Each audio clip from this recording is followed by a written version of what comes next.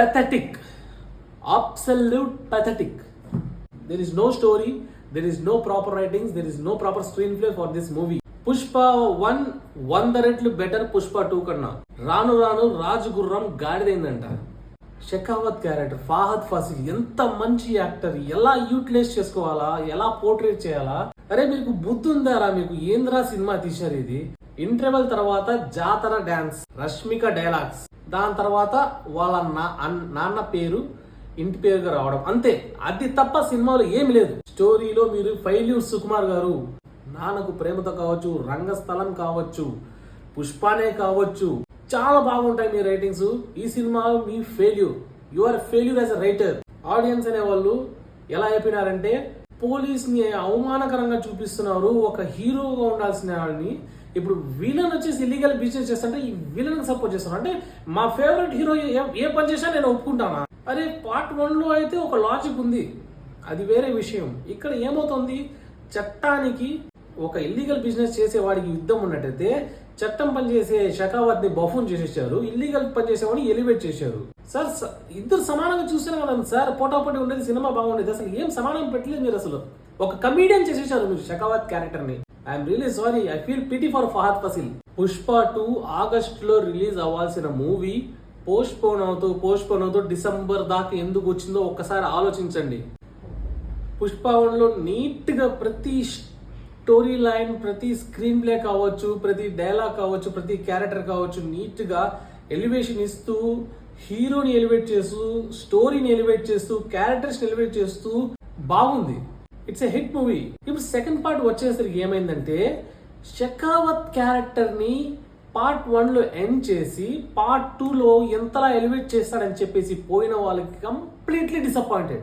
Shekhawat character ని చంపేశాడు, స్టోరీని చంపేశాడు, హీరోని ఎలివేట్ చేయాలా. Yes sir, Pushpa the rule. మీరు టైటిల్ ని జస్టిఫై చేయడానికి స్టోరీని చంపేశారు.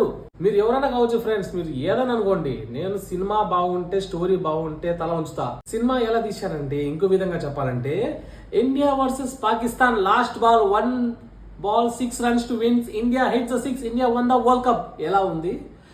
India versus Nepal, India batsmen ప్రతి ఒక్కరు సెంచరీ కొట్టారు, 500 runs కొట్టారు, India one the world cup. ఎలా ఉంది?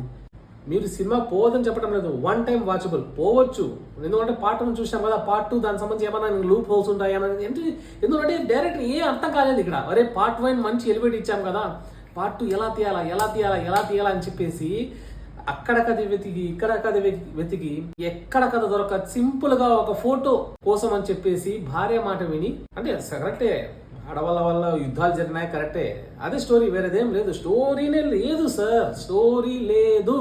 Let us say for example, Pushpa title hero Allu Arjun play చేస్తూ షెకావత్ క్యారెక్టర్ మహేష్ బాబు గారు లేకపోతే ప్రభాస్ గారు ఇచ్చింటే అప్పుడు ఒప్పుకుంటాను. Pushpa the rice classic block buster mass hit అని అప్పుడు చేయరు మీరు. ఎందుకంటే వీళ్ళు పెద్ద హీరోలు కదా, ఇతనికి హీరోనే బట్ క్యారెక్టర్ ఆర్టిస్ట్ కూడా. ఫహద్ ఫాసిల్ ఆయన పేరు పెట్టడానికి లేదు. చెప్పారు కదా ఆడియో లాంచ్ లో, పుష్ప అంటే అల్లు అర్జున్ అంటే నాకు ఇష్టం, ఆయన పైన ప్రేమే ఈ సినిమా అని చెప్పేసి, అంతే. ఆయన క్యారెక్టర్ మాత్రం హెల్మెట్ చేశారు, భుజాన్ని మోసాడు అల్లు అర్జున్. సినిమా అంతా చాలా బాగా చేశాడు యాక్టింగ్.